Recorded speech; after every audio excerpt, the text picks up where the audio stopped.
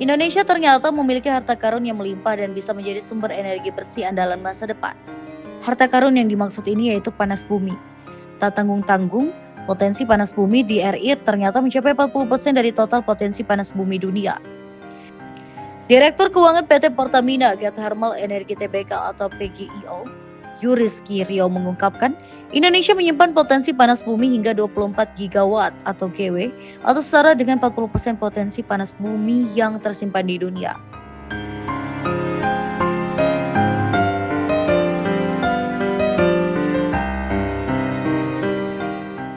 Rio mengatakan panas bumi memiliki keunggulan yang tidak dimiliki oleh sumber energi baru terbarukan lainnya, terutama dari sisi keandalan dan kestabilan produksi.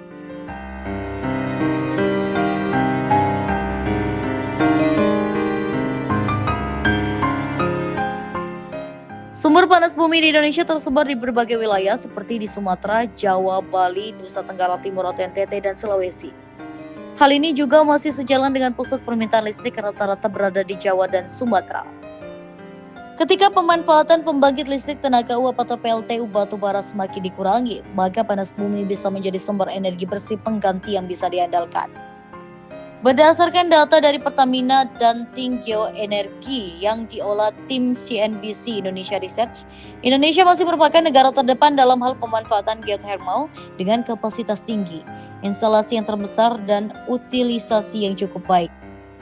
Namun, Indonesia baru memanfaatkan sebesar 10% atau sebesar 2,4 gigawatt dari total potensi panas bumi yang ada di dalam negeri sebesar 24 gigawatt. Sebelumnya, Ketua Umum Asosiasi Panas Bumi Indonesia (API) sekaligus Direktur Utama PGIO Julfi Hadi mengungkapkan, dari potensi 24 gigawatt atau GW panas bumi yang dimiliki Indonesia, tercatat baru hanya 2,4 gigawatt saja yang dimanfaatkan.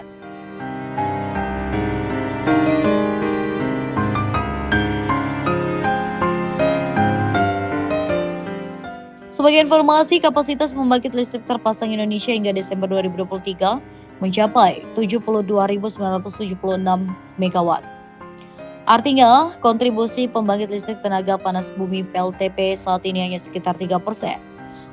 Apabila utilisasi PLTP Indonesia dapat dimaksimalkan hingga mencapai 100%, pemanfaatan sumber energi geothermal dapat mencapai 32% dari total kapasitas pembangkit listrik saat ini.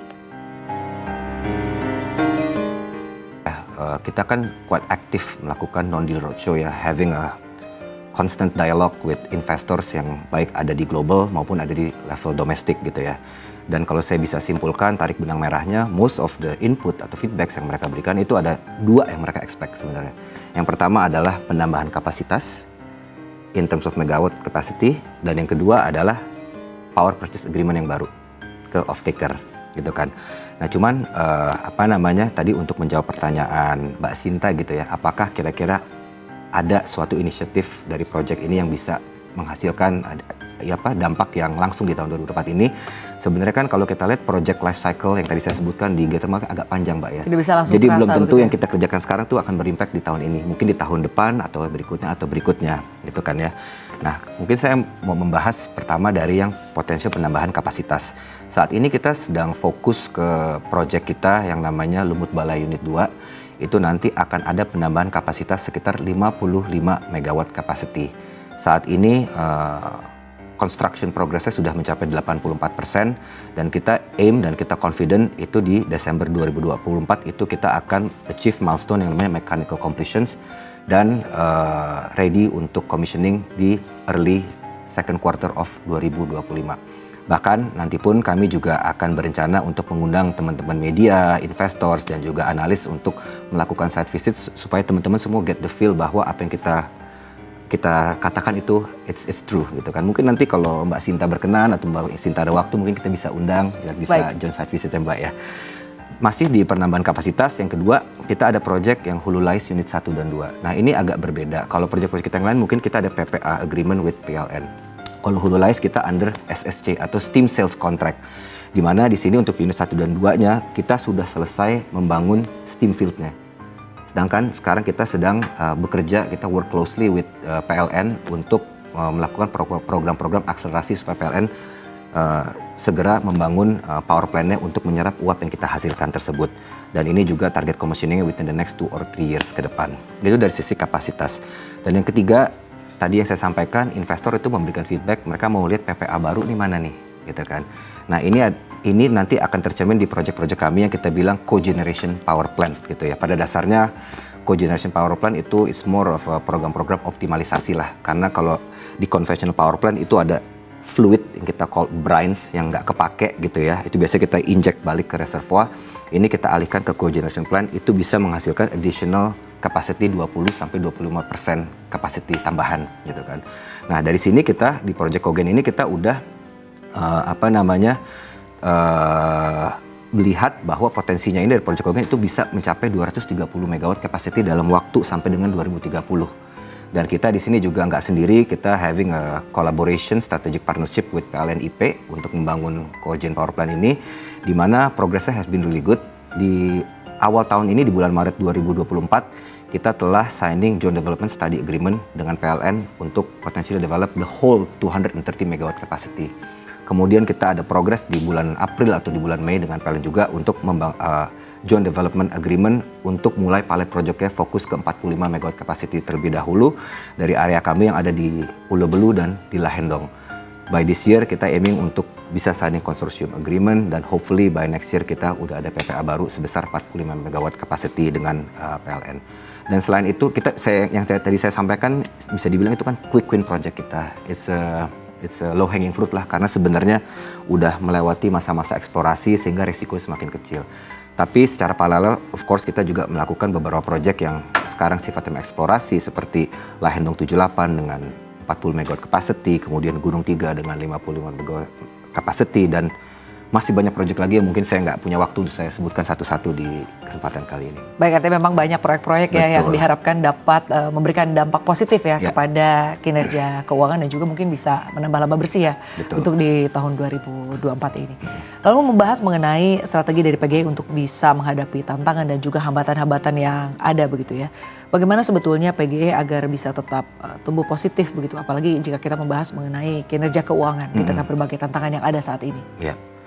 Sebenarnya strategi kami untuk menghadapi tantangan yang potentially muncul ya di paruh 2 2024 ini sebenarnya is quite simple, which is untuk mensecure dan memaksimalkan produksi uap dan listrik gitu kan. Karena kalau saya boleh ambil contoh ya di salah satu area kami, Karaha, saat ini Karaha itu beroperasi dengan install capacity sebesar 11 MW gitu kan. Nah, gladly kemarin kita melakukan another drilling, ada di nama sumurnya sumur Talaga 3.4, kita berhasil mendapatkan additional capacity of 4 MW tambahan, Mbak. Yang kita lakukan sebenarnya akhir tahun tinggal melakukan piping works sama tie-in ke pembangkit. Jadi by tahun ini kita akan memiliki ekstra dari Karaha yang tadinya 11 MW capacity akan menjadi 15 MW capacity. Dan lebih baiknya lagi ternyata hasilnya itu pas kita lakukan drilling di sumur yang 3-4 tersebut dari Karaha, pressure-nya itu sangat baik sehingga itu bisa menghasilkan output yang sangat baik. Sehingga kami confident bahkan ini bisa menarik ke tahun-tahun berikutnya. Di tahun 2025 kita akan melakukan drilling di untuk sumur 3.5 dan 2026 untuk sumur 3.6. Jadi by end of this year, Karaha yang tadi 11 MW capacity kita akan menjadi 15 MW capacity. Di tahun 2025 akan menjadi 20 MW capacity dan 2026 menjadi 30 MW capacity. Contoh lainnya masih ada lagi seperti di area Ulu Belu, Sibayak dan sebagainya. Selain itu kami of course tadi yang saya sampaikan secara rutin untuk melakukan pemeliharaan, kemudian perbaikan atau workover sumur-sumur yang ada di seluruh area yang kita miliki saat ini. Baik, bergeser lagi membahas mengenai tadi Anda sempat menyinggung terkait dengan cash is king begitu ya. Anda melihat bagaimana sebetulnya PGI ini bisa mengelola arus kasnya dan juga likuiditas di tengah ketidakpastian ekonomi baik di tingkat global maupun di tingkat domestik begitu ya. Apalagi kalau kita lihat PGI ini kan sudah melakukan penyesuaian ya dalam pengelolaan anggaran dan juga proyeksi keuangan di kedepannya. Ya, mungkin seperti yang saya sampaikan tadi ya terkait dengan pengelolaan arus kas dan likuiditas di tengah ketidakpastian market global maupun domestik, di mana kita excess liquidity yang kita miliki ini nantinya kita akan melakukan rebalancing our capital structure di portfolio project kita gitu ya.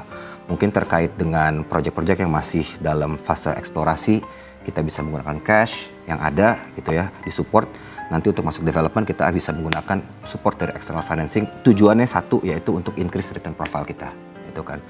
Dan juga yang kedua, of course, pengelolaan forex, dan juga ketiga adalah pengelolaan excess liquidity di penempatan safe instrument seperti giro special rate dan juga time deposit special rate gitu ya.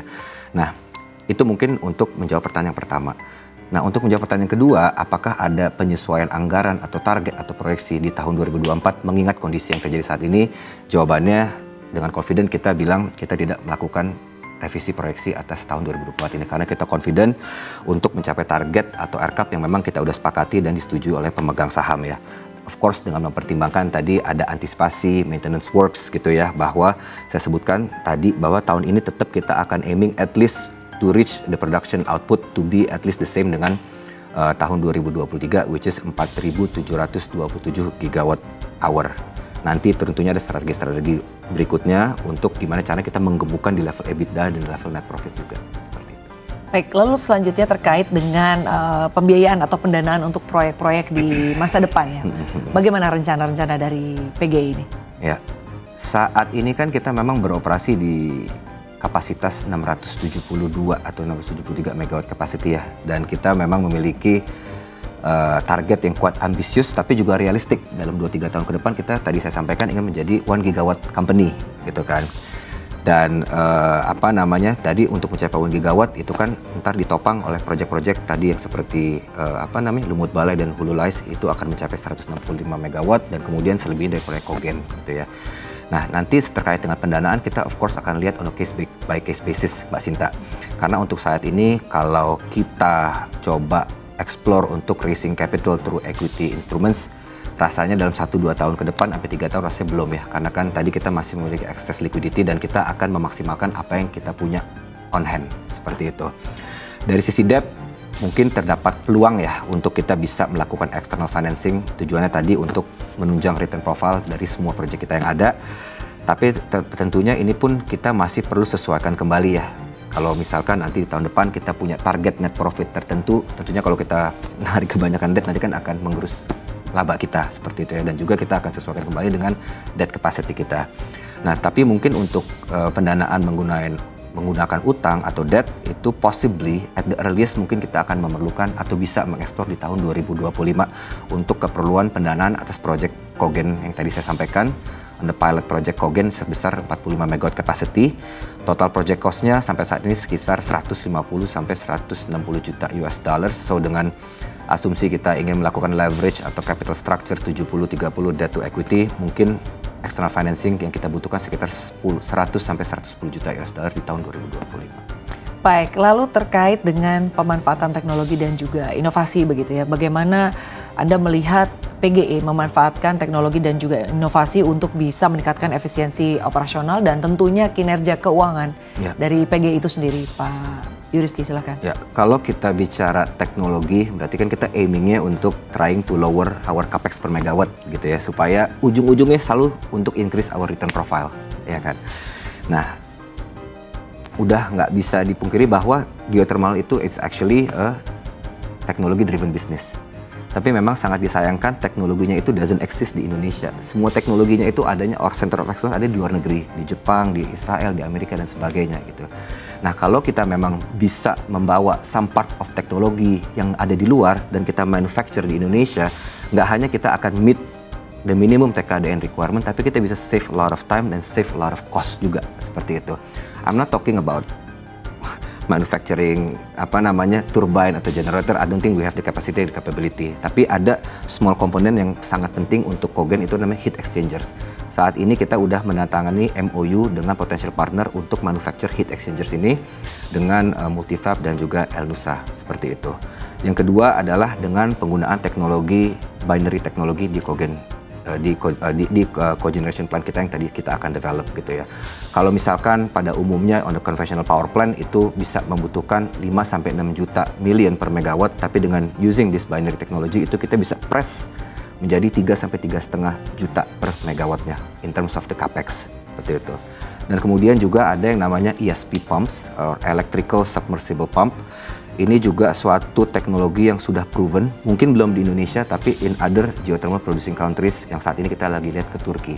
Nah, apa sih gunanya ESP pumps ini? Gunanya ESP pumps ini adalah untuk memberikan another atau extra pressure ke dalam sumur-sumur yang memang bisa dibilang sub-commercial atau kapasitas itu cuma 2 megawatt capacity gitu. Dan dengan ESP pumps ini nanti bisa memberikan pressure tambahan bisa menjadi 3 sampai 4 atau 5 megawatt capacity. Dan juga yang terakhir di sini juga ada teknologi yang kita ciptakan nih asli dari PG namanya Flow to Max. Ini two-phase flow meter yang diciptakan oleh rekan kami Pak Husni dari tim operations kami, di mana Flow to Max ini bisa mampu memberikan hasil pengukuran yang lebih andal secara real time sehingga kinerja sumur produksi dapat dipantau secara real time dan juga secara akurat. Untuk ini pun kita juga udah melakukan MOU dengan potential partner Ecolab untuk manufacture secara secara luas. Jadi memang dengan resources kita yang cukup abundance saat ini di PGE, jadi inisiatif-inisiatif atau teknologi-teknologi yang kita lagi ekspor tadi tentunya akan bisa mendapatkan captive market dari PGE dan nantinya pun juga membuka peluang untuk menawarkan ke market di luar PGE itu.